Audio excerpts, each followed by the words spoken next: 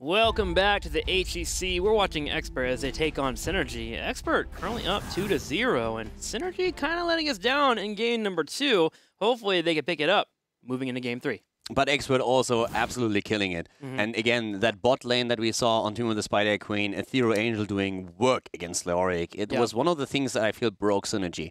Because they never got that 4-man rotation going they were aiming for. They always had to help out at the bottom. That broke up the 4-man into a 3.5 setup. Uther was just like, do I go top? Do I go bottom? Where do you need me? Yeah. And that was a bit awkward for them. So yeah, Ethereal killing it in both games. The rest of the team, ADRD with the snipes. You were talking about it. He sees a chance and he goes in and just... Moves in, he goes crazy. Kills the nerds. thing is like Hydra is normally a really strong laner, so it's kind of odd to see him losing out on that lane phase. We'll see if he loses out on the next phase here. Let's figure out the battleground that we're going to for game number 3. It's going to be Dragonshire. And talking about Battleground, that was Team Expert's map pick, the last one.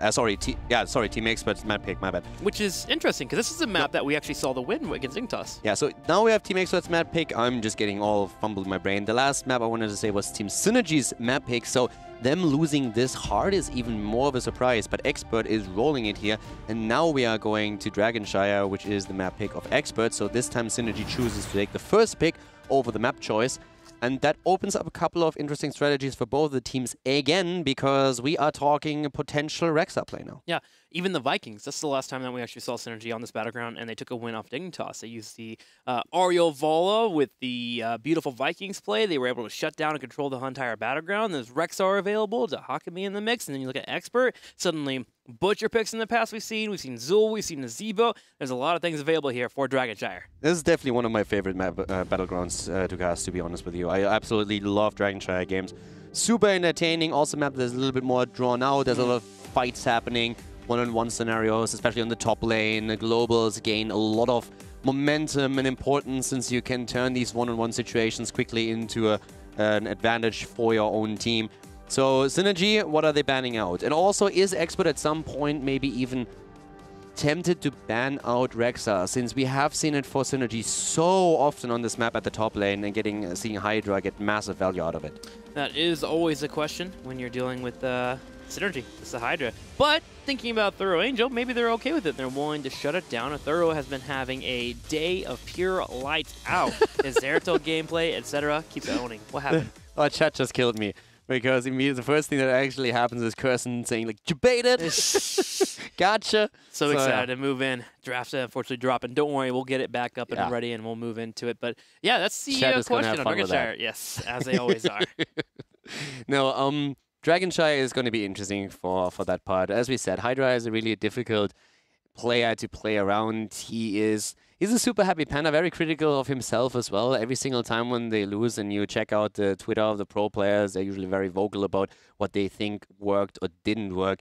We talked about this also with regards to Trig. The last time when they played against Playing Ducks, for example, was super important for them. They lost. They were actually taken down, even though a lot of teams favored them before the series. And then Alex goes out and says, yeah, we've just clearly been outdrafted here. This and that was our problem. Hydra is very much the same. When he feels he underperformed on a certain hero, he just says immediately, okay, guys, we couldn't secure the win today. I really feel it was a lot on me, because if you are the solo laner, there's a lot of responsibility on your shoulders to make that work for your team.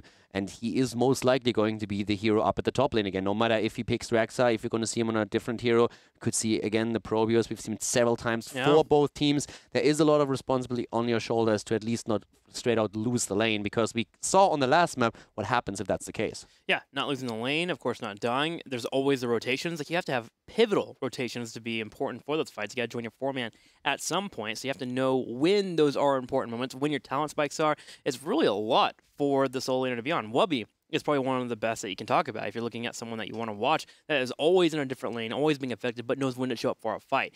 And that's something that Hydra, being young, is learning right now. Yeah, so with the teams that we have, and especially these guys being super aggressive, I'm curious to see how they're going to create the draft now. So normally when we're talking about Dragonshire, the importance is really first of all on the globals. Yes. So Dehaka and Force are the two that really come to mind, because they can make these quick rotations. There's different styles of how you can use them.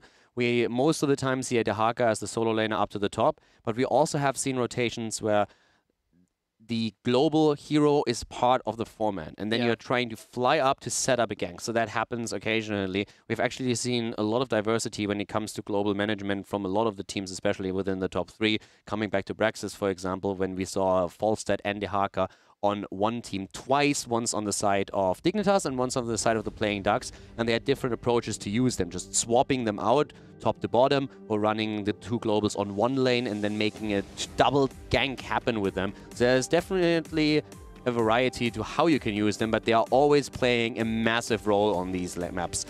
And that's also one of the reasons why it's very interesting to me to see that how Synergy is just constantly banning out their Nubarak. They really seem to hate that hero. They don't want to see the hard engage. And to be honest, Bad Benny is really strong in Nubarak. He seems to know how to get the perfect bird charges to hit multiple people, which can be difficult to pull off. Now, Expert has asked himself a pretty straight-up question. Do you ban out a global? They confirm that and ban Dehaka. Or do you just ban out something else and allow yourself to pick one up no matter what? And Gul'dan is prioritized for Synergy now over a potential Falstad. So Expert banning out Dehaka, Synergy not jumping on Falstad because they're saying in this rotation he's not important enough for us. And Expert now has the opportunity to pick him. But it feels Dehaka is actually one of the heroes that in comparison, that Falstad is in comparison to Dehaka a hero that teams are a bit more willing to just simply let slide. Yeah, this is a major deviation from what we've seen in Synergy in the past. Normally, they actually move into Falstad for that first pick, but I actually kind of wonder here if they go for the Gul'dan and move into Falstad later, because Expert typically doesn't show that much Falstad play in our games. They usually go for these hardcore 4-man engagements, and they move into heroes that delay, like Ragnaros and such. Now, that's when they had Blade on the team. Right now, they have a Thuro, so more aggressive strategies seem to be favoring them pretty heavily here, and I'm actually very curious to see what Expert will move into. Yeah, but also when we're talking about Ethereal, when we're talking about Expert, one of the players that was playing quite a fair amount of Falstad was actually Blade, and Ethereal is not really that Falstad player that you would expect here. Yeah. So Nick has also been playing Falstad, so they definitely have a little bit of overlap here. Now Expert with Malfurion and Murden, so stuns into routes that they have. They can once again try and roam the map then later on, or in the early game already, and attempt to get a few kills here. But we haven't really seen anybody move into solo laners just yet. That's probably going to be happening a little bit towards the later under the draft. Synergy within Gul'dan already. They can think about the synergy, no pun intended, with Oriel again, of course. Yeah. So that's something that Sevka could be looking at. Murden has been jumping up a little bit more here, actually, against Gul'dan. Yeah. The ability to jump in, and if you see a horror fight coming your way, you drop your avatar, and you can usually sustain through it. So Murden's starting to become a little bit more premier, especially on Dragonshire in particular. His setups are great between the middle and the top lane. You can even dive into a turret, and as long as you hit that Stormbolt, most of the time you'll get a kill. Both of the teams favor Varian also a lot. So we've seen aggressive plays, not only in this series, but just overall in HGC that they do that quite a bit. So I would expect Varian to appear on one side or on the other. But now ETC and Oriel start things off. So Oriel is expected for Sevka, a high priority for Synergy on the hero, has been very dominant throughout the entire season. ETC could provide you with a pseudo-global if you don't want to go into the mosh pit. And we already have an interrupt on the side of Mirrodin. If Malfurion with the Twilight Dream could interrupt, that would be another point. So depending on what Expert is drafting from here on out, it could definitely be that ETC is going into a stage dive. But of course, at this point, he still has both options. Expert, they are going into a ban on the Vikings because, as you already said a bit earlier, this is one of the heroes that we just saw recently from Synergy. Yep, getting rid of that for Hydra. Synergy on their side will be thinking about what they want to get rid of for their engages. The Nubarak being banned out also still makes sense with them wanting to go Gul'dan. So there is no actual major counter that you would normally pick up for that Gul'dan. So here they can get rid of whatever they think Expert is trying to lock down in terms of wave clear. And if you're looking at what we are seeing, and especially if you're from North America and usually watch more the NA HGC, you might be confused about a few of the picks that we're currently seeing here. And this is just definitely the differences in meta that we have in the different regions. So when we're talking about Europe right now, the Vikings, for a few of the teams that we're running, Team Liquid and also Synergy, are a little bit more dominant on certain maps. This is one of them. And this is the reason why Expert actually bans this out. So a lot of the bans and a lot of the bans that we are seeing happening, especially in the second phase, are target bans towards a certain team. And this is exactly what happens. I think it's about the last 3 weeks, a lot more than meta bans, we see target bans. Cursed Hollow, Dragonshire, Towers of Doom. If you have a Vikings player on your team, it's going to get banned once the best of 5. Not only that, Tracer, for example. Oftentimes, even though we don't see her played that often, but against specific teams, you just don't want to give them the opportunity to even use their tool. The two that come to mind especially Zelia on the side of Dignitas, had to deal with the Teresa target ban against him quite often, and also Shrimpy on the side of Fnatic. We've seen a lot of second bans on Tracer just to make sure that they cannot go into any kind of Tracer shenanigans. Yeah, even B Genius has Tracer play as well. That was banned last week. Yeah. So interesting to see how those heroes and those diverse hero pools really come into the mix here for our draft. Team Expert now, 3rd and 4th pick. What do you think we need here? We have Murd in isolation already. You have your Malfurion and Root set up. You have the Twilight Dream to stop the mosh pit. Greymane. You actually move into it? It looks more and more... for me personally, the Greymane would be a pickup again. I think Abathur is also trying to make sure... The Abathur banner on side of Synergy is also targeted so that Expert cannot get the Greymane plus copy. Greymane alone is already strong, but if you get the Greymane and the Greymane copy thanks to Abathur, and also the potential synergy between Abathur plus Muradin, that would be a little bit too much to handle. But at least for now, Expert going into Chromie and a Leoric here. So Leoric mostly for the top lane, Chromie for the poke. We should see rotations from Muradin to the top depending on what synergy picks there. Chromie, again, just becomes that negate on Ariel. Just being able to put that pressure on there. And it's actually kind of weird to go to double support at this point. If you had double support with the Gul'dan, it feels kind of awkward. Do you have the damage output? You have to hit a god tier Horrify to have an effective engage. And Leoric at that point can just drop it a tomb and even help save his teammates. So far, Team Expert's in a really good spot for actually shutting down what Synergy has. I'm thinking more and more that we could see the Rexa on the side of Synergy just falling back into something that they played in the past and saying, okay, if we have the Rexa up at the top, we are more or less guaranteed that Hydra in the early game can hold the Shrine. Then they still need to be considering what they play down here. If they go into... it seems like we're not going to be dealing with a Varian in this particular setup right now. No unless Chin either, with Muradin, Leoric. Yeah, so a bit more of a damage dealer would probably be good. Soljin and Rexa. So there's the Rexa that we expected for the top lane already. And as a second damage dealer, they go into Soljin, who can really chunk down Muradin quite hard. So that should help them a lot. But Expert, are they going to surprise us with a pick on the last one? What else do we have? Tychus, Vala are two of the options that they could use going into the second damage dealer. Falstad's still around.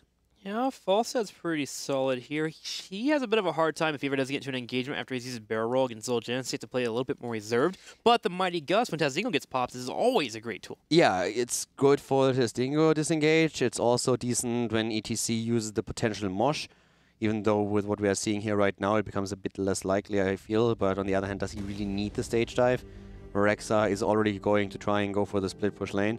So that last pick is definitely an interesting choice now, because there's a lot of options. So we know that Expert is also a team that likes to go into odd picks, but they are playing it safe here. As we said, the two most common picks would have been Tychus or Vala, and they head straight into the Tychus right now. So once again, Leoric actually does mildly okay against Rexxar. It's mostly the double pressure, where the Misha gets set up in the top shrine, so that top shrine should be set up. I think I would have liked the Falstad a little bit more, just for the rotation possibilities to fly in on Rexxar. Getting a flank on him is pretty much the death of him every single time. Yep. Tychus will be good here in the long run, especially when you want to siege with the Dragon Knight in particular. But yeah, still would love to see that Falstad. Muradin is going to try and rotate top occasionally to put the pressure on Rexa. I think we can expect that. So this is something that Hydra has to watch out for. And you're right, in a straight-up lane, Leoric does well here, but at the same time, he should lose that shrine. That should be something that he cannot simply pick up. Because the one thing that Rexa can do in this situation is, the problem for any top laner on Dragonshire specifically that faces off against Rexa is that you cannot be in two places at once. You cannot hold the shrine and gain the experience at your wall at the same time. So what Rexa simply has to do is push out the lane with one of them, and the other one holds up at the top the shrine. And then eventually the opponent will have to make a choice. Either I hold the shrine, or I go and I lose experience, or I soak the experience on the lane and just simply let the shrine go. So you can either mitigate that by rotations to the top, or you just accept that you're going to lose out on the top shrine and your 4-man is strong enough that you will hold the bottom. And speaking about Tychus too, he's also a little bit more tankier than Falstad. So while the Falstad pick I think would be kind of good overall with the Mighty Gus, the flank rotations would be great. Tychus gives you a little bit more durability. You also have snipe potential. You can time out the Tazdingo, and if Ariel's not on point with her heal, you can actually use a grenade to kill off the Zul'jin that could be low on health. And you burn down Misha when you pop your minigun. So lots of choices here. Tychus does really fit as a 5th pick for those of you that were wondering why that was picked up here at the end.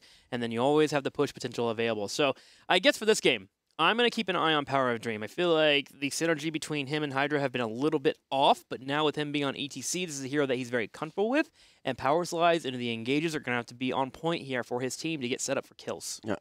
As I said before, I'm personally I was very disappointed with the communication of Synergy in the first 2 maps. I hope that they took that small break that they had right now to just talk that through real quickly and say, okay, guys, let's reset and do what we can. We're good enough to pull this off.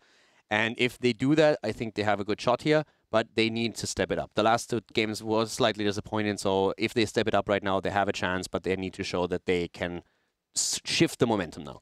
Well, it's time for game number 3. Let's move into it. SHIRE, currently Expert is up 2-0. They have a chance to close it out. Expert indeed does have a chance in this 3rd game to close it out in the best of 5 series. To the left side, we have them with Bad Benny on Murden, ADRD again on the Chromie, Nick on Tigers, Ethereal Angel is using Leoric for the top lane, and we have Curson playing Malfurion.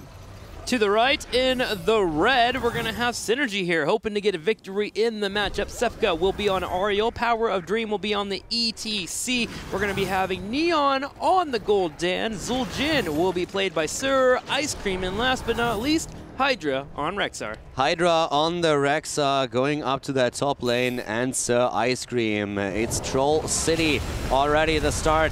One combo missed on the side of ADRD. Nothing happening thus far. Misha still up at the top.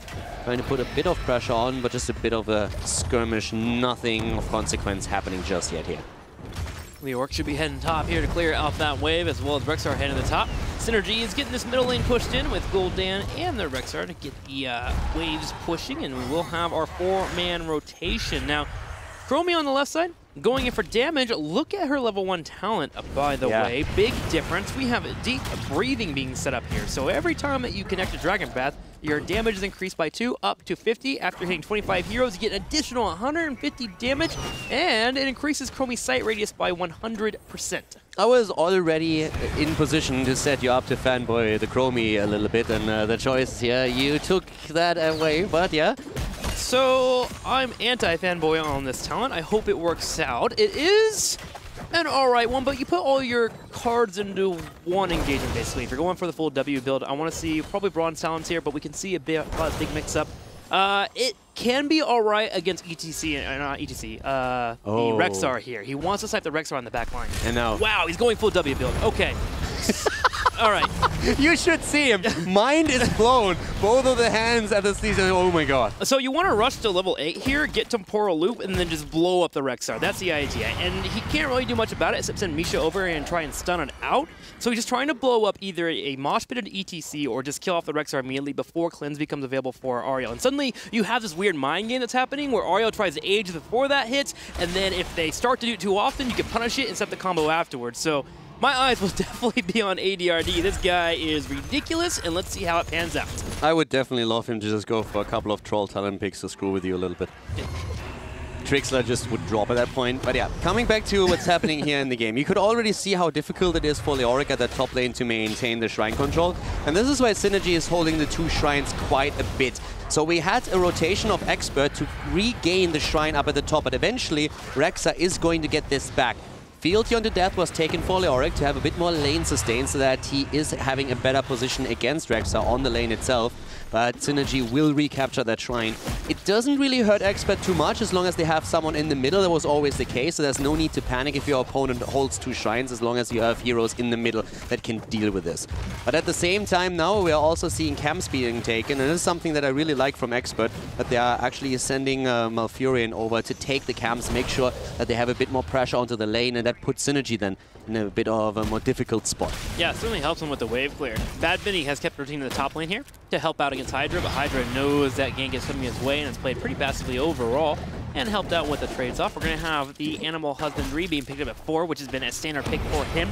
Hydra loves that talent. If he does not die, he'll have substantial health. I believe it goes up to 4k health additional available for that Rexxar, so we'll see if he gets to that. The W's continue to keep coming out. I've been watching Chromie, and it's always about hitting Ariel. So Ariel now is separating herself away from Neon to make sure double value doesn't come out, which makes her a little bit more reserved overall, which should mean that a Murden can come in and set up a big gank.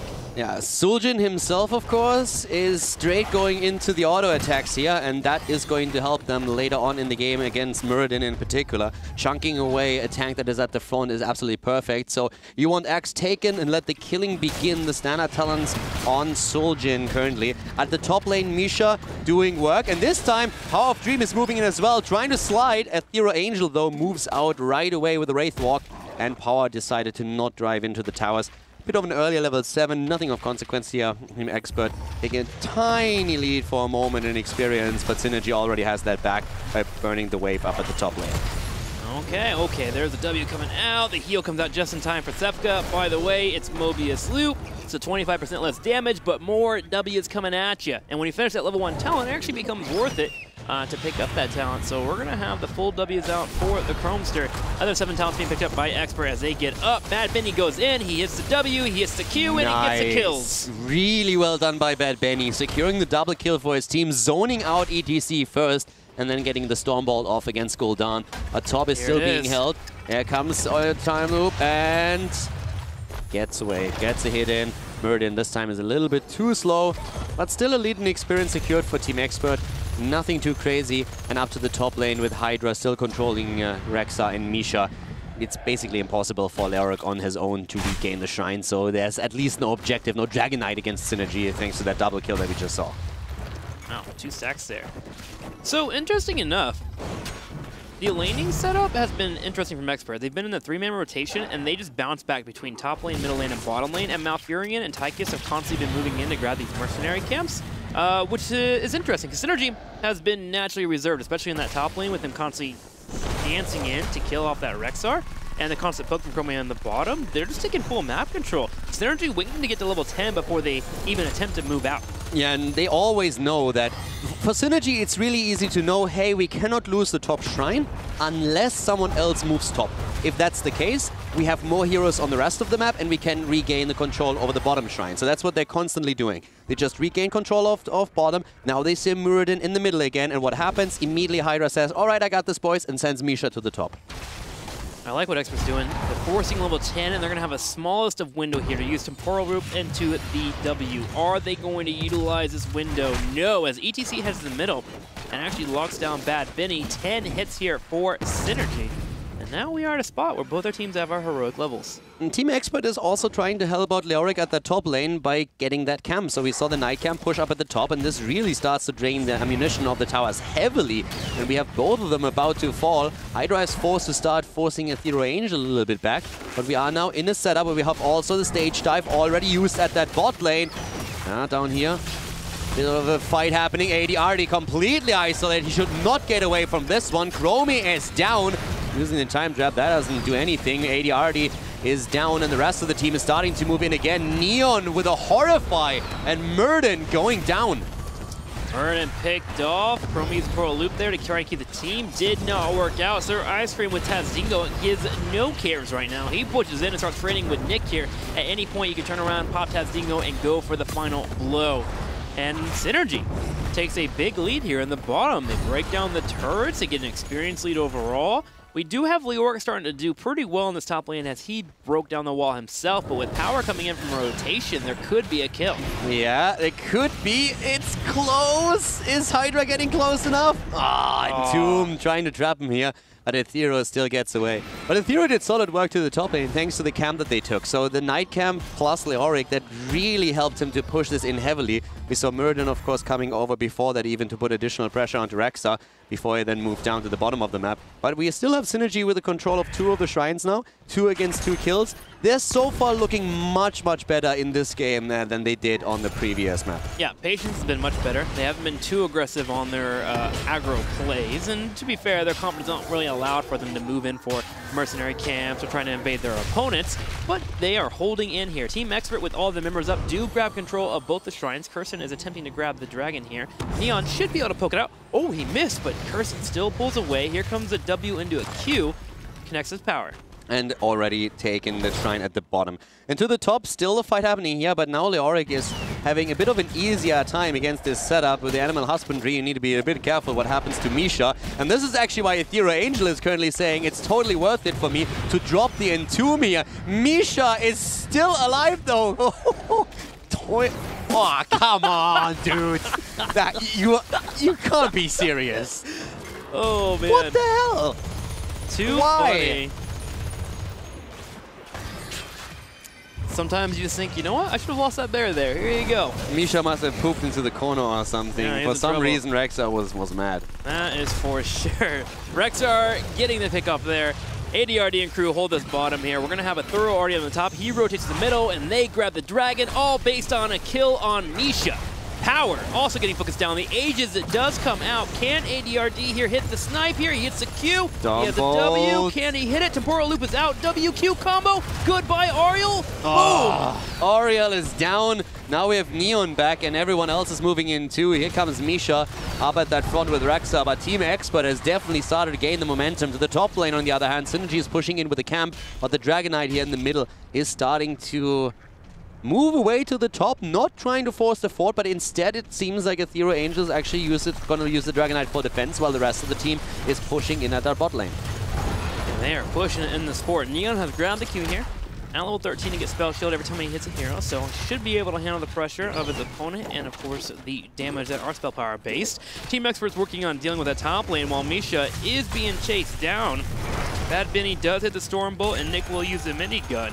Synergy pulls on back and waits for Ariel to spawn. She's now in the mix, so we can have a potential team fight.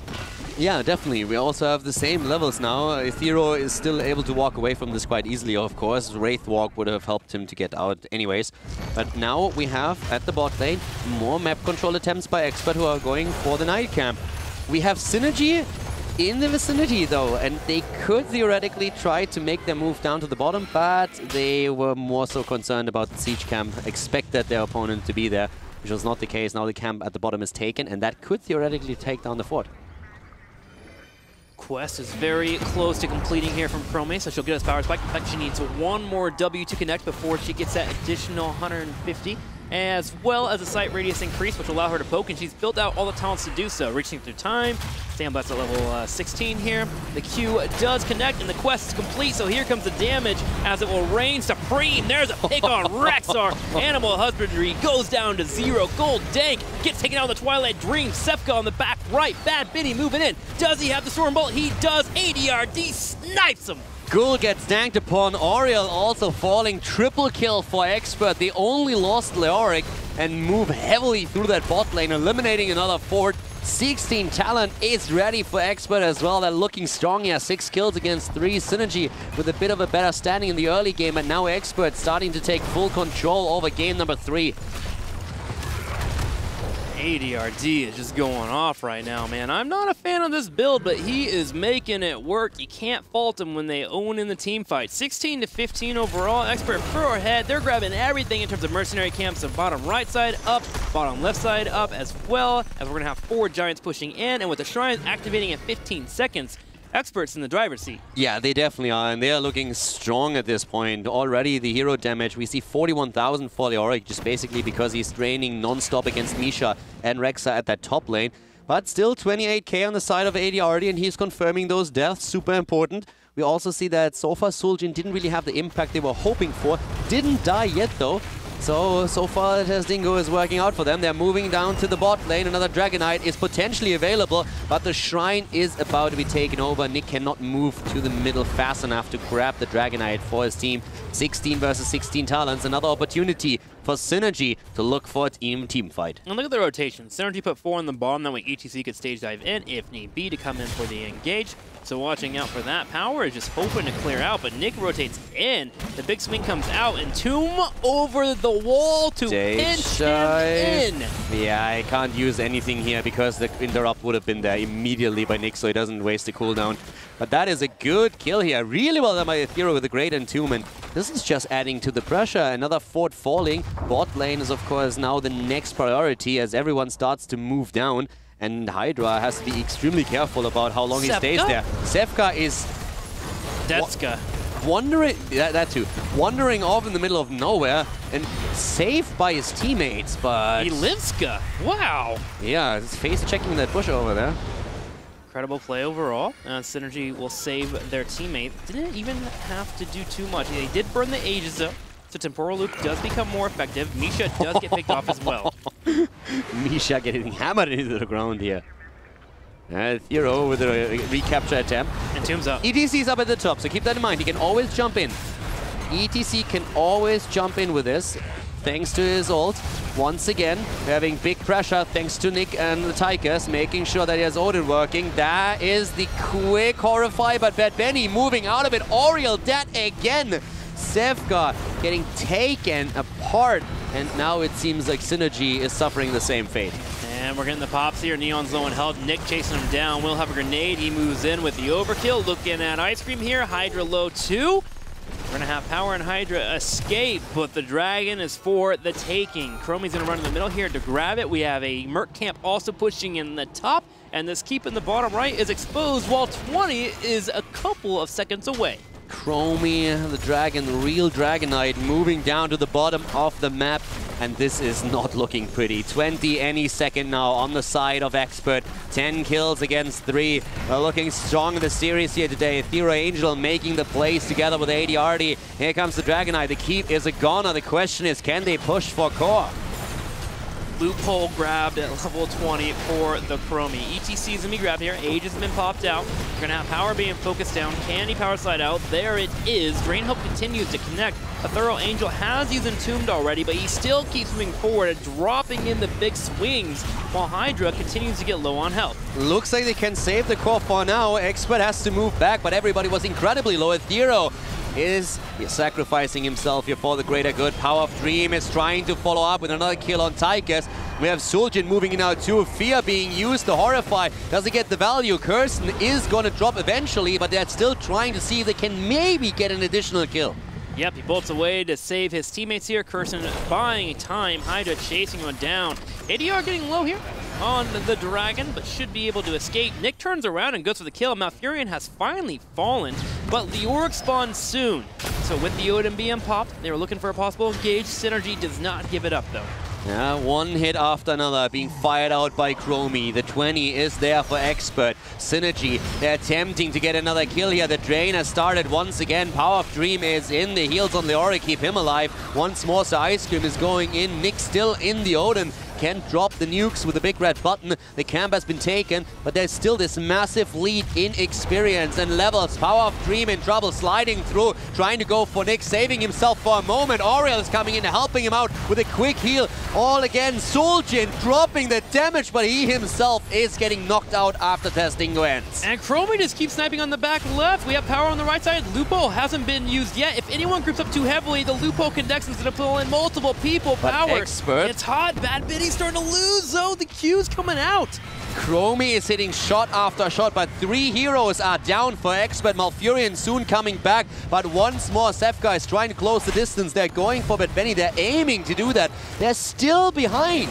This win with all those trades is still a victory for them. Synergy is trading up here because they get the extra experience and they are down a talent. They're still making it work. 20 would be huge for them. Yes, it would. Progrock really coming in there, bringing out the heals with the aid of Sevka. Hard for you to get the kills that you want, especially with Tychus falling in that fight. And now Synergy with all 4 members up, a 5th joining soon. We'll grab Mercenaries to push in the top lane, and with the Shrines activating in 20 seconds, they can set themselves up after they get 20. Yeah, and that 20 is going to bring them back a little bit. They suffered the loss of a keep at the bot lane, but they're still rocking a fort in the middle. Now keep in mind that Expert hasn't lost a single structure yet. They have not lost a single fort to this point. So Synergy, they would have to capitalize on a big team fight and try to get a Dragonite. Late game Dragonites are of course the dream. If they can make that work, that scaling would help them to take control over the game potentially. Now we're in a spot where Expert is going to try and delay in the top right while the Mercs push in the bottom with the aid of the catapults. Synergy has to make a judgment call here. They decide to send one down to defend that lane, and they can potentially set up to grab that temple on the bottom. But do watch out, because Leoric, although you never want to push into a death bridge, can start to split pushes in that top lane, clearing out lanes and using the mercenary camps. We have Haunt taken on 20 now, and we're also seeing the Armani resilience for Tastingo, the improvement here. So the extra heal that we have. This is really one of those setups where all of a sudden the power spike could help Synergy. There are a couple of really cool team fights thus far, and they also have now Storm Shield available, for example, on the side of ETC. So there's a lot of things that really play into their cards now. but they need to save ETC, and yeah, that is not looking pretty. Can he stage dive out? The root connects. The Twilight Dream to come out just to secure the kill. It will hit. Sir Ice moves in. Nick is out of position. The cleanse was okay. Yes. Tomb not trapping anybody, but they're not losing anyone either. Dragon Knight taken though, and that's yeah. That's not looking very bueno here. No, that is not looking good whatsoever. ETC just getting caught out there. That can't happen at this point. It's the coordination on the map that is so challenging to a lot of teams. And that has shown with Synergy just not being able to grab one of these Trines F5. They wanted to fight a team fight, and now it doesn't look like they're getting that chance on level 20. Well, if they can clear out the catapults, they can maybe defend this dragon. With ETC coming up in 20 seconds, he can do an instant stage dive and get on the back line. Team Expert wants to get this damage in now and quickly here. Yeah, Neo needs to get a great haunt off if they want to make anything work. There's the haunt. They're going for Odin. They're trying to drop Nick. He's low. He's really low. They're about to get the kill, but he gets away just barely.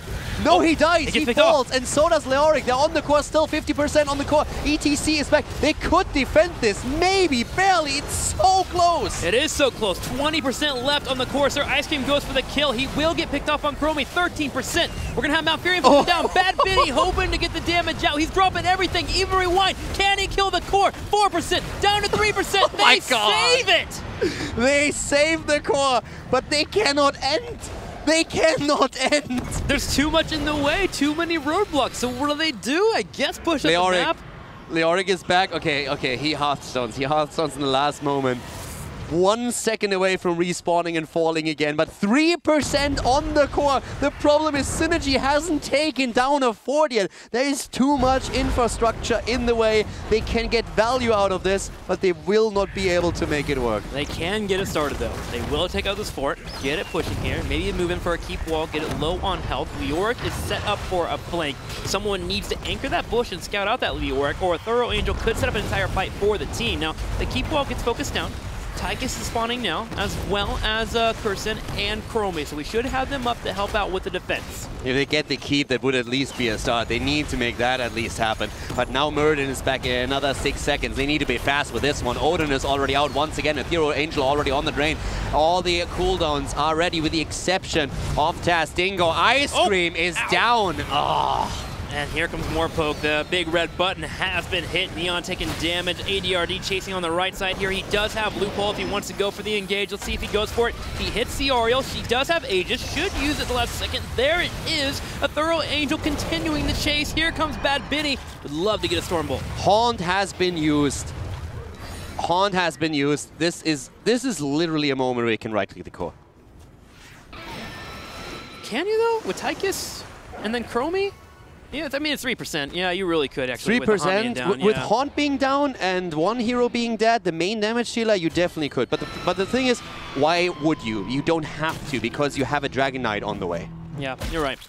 And Power's doing his best to delay here. Look what's happening at the top lane. If everybody commits to defending the top lane shrine, they just have to move through the bot lane, and that's what they're doing right now. Yep, here we go. So all that Ethereal Angel has to do is either take that back or stop them from portaling. You kill Leoric, it's not going to help you a lot. And here comes the SWAT team as they push into the bottom. Here comes the damage right away. Hydra has spawned here to help to slow it down. Needs to get on top of Nick. He does do so.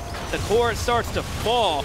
We're going to see if we can hold it, but it's not going to be possible. Is it? 3% down to 0. There it is. And Synergy will go down 0 to 3. Expert with the major victory. Expert taking a flawless victory here, absolutely no doubt about that. Exploiting the opponent's weaknesses whenever they can, making great moves here, getting the core down to 3%, which allows them to simply go for a right click. And yeah, crucial point was when 20 finally hit for Synergy that they lost ETC up at the top. They want to force a team fight at this point in a 5 versus 5. That didn't work out for them. They hold at the core for a bit, but in the end it was just a delayed tactic since there was just too much. If there's only the keep left, maybe they can end. But even with only a keep left, it's still a maybe, but a fort and a keep make it absolutely impossible to go for the core. And throughout every single map, it was mostly Expert just controlling the battlefield overall. Even on game number 2, they were just on point with their movement, and Expert just looking great, dude. Yeah. A Thorough in particular subbing in today, and obviously there's been the statements about Blade and a Thorough who's going to be on the team after this phase 1, but a Thorough today, he certainly did impress. Got to shout him out, especially as Zeratul in game number 1. Zeratul was absolutely outstanding what he was able to pull off there, but overall, very solid performance from him today. Also on Leoric, just absolutely doing his job, making sure that he got the kills and that he needed. He had some great entombs that we saw in this game. AD with a couple of Chromie plays that were also really nice. We saw especially on Tomb of the Spider Queen how he got a couple of incredible snipes there. And Synergy just not strong enough to take down Experts today. Yep, Synergy now with that loss is, I believe, almost guaranteed for the Crucible now. So they are in a spot where they're going to have to fight to even stay in the HGC. So a sad loss for them. But this is a team that when they have everything going, when their gears are turning and they have their knobs working, they can be in a spot where they can be a strong team. Now it's all about maybe getting through these open teams the next couple weeks. Yeah, this is something I definitely have to check out, having a look at the open division teams so that you know, okay, what are we potentially facing here? But of course, still playing this out, making sure that you get as much as you possibly can, also in terms of scrim value, really preparing for those setups. And they just have to, I don't know what it is, but their communication, maybe the shot calling, but they have to improve that quite a bit because especially on map 1 and 2, they looked really off today. Well, a team that was on today was Expert, and we had Bad Benny joining us. Bad Benny, thank you for joining us. Hello, thank you. Hello, congratulations. Oh, definitely, dude. Always love having you here. Congratulations on your victory today. Let's go ahead and talk about it. Taking down Synergy with a 3-0. How does it feel? You've been having some bumps as of late, but today you look great. Yeah, I mean, we hoped for the 3-0, and I think they put up a bit more resistance than we expected, both draft-wise and play-wise. So, I mean, kudos to them. And yeah, like, our goal is obviously Liquid. Like, we want to take down Liquid to actually finally get one of the big 3 in HGC. So that's what we're aiming for. So we didn't really show anything today. So yeah, we played our game. It worked. Tell me about this ADRD Chromie and this W build. What's the thought process behind that? I mean, it's mostly because they have Oriel solo support, and she can't deal with the poke if we get it in. But we did actually a lot of mistakes this game, but it worked out anyway. Awesome. I'm going to send you over to Caldor. Thank you so much, Bad Benny. So first of all, congratulations, of course, once again. I have basically just one question.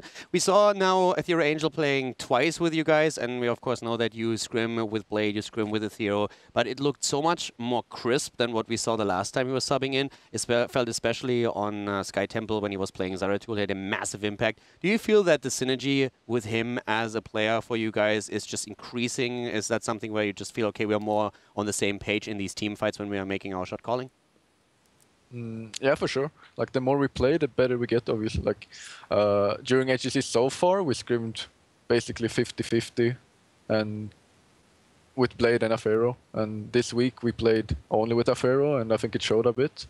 Although, I think the series against Tricked, like, we had some other issues. That was a big reason why we played poorly that series. Okay, when we're talking about him coming in as a player, is he simply taking over the heroes that so far played in the team? Or is there something where others in the team have to make adjustments where they are saying, okay, I take over a hero that I didn't play so much in the past, and Ethereal is just playing what suits him more as a person? It doesn't change anything for us, like draft or hero pool-wise. Like, Afero plays anything, basically. We haven't had a hero which he couldn't play yet when we wanted to draft, so that's all good for us, I guess. Yeah, thank you very much. Well, you touched on it. Team Liquid, tomorrow, you're facing off against them. So, looking for the matchup. You guys are wanting to take one big win off of them, and are you guys feeling pretty confident for it? I think for sure if we don't have like a horrible day, we can do it. And I think if we play bad, it's still like 50-50 chance we can lose. Awesome. Oh, I win. What the fuck? I guess either way it works. It goes both ways. Yeah, it's 50-50. Yeah. Well, Bad Benny, it's always 50-50. Always 50-50. It's always a pleasure to talk to you. Thank you for joining us so much. If you have any shout-outs before we let you go?